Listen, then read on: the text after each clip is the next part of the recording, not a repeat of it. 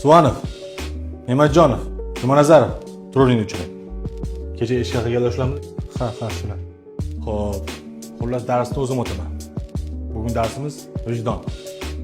Qani Suvanov, senda vijdon bormi? Ha, bor ustoz. Bor degan. Dadang oldilariga o'turdimi?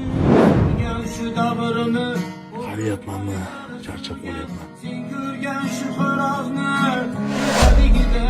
Jumanazarov, qancha? Sen ham vijdonlimisan?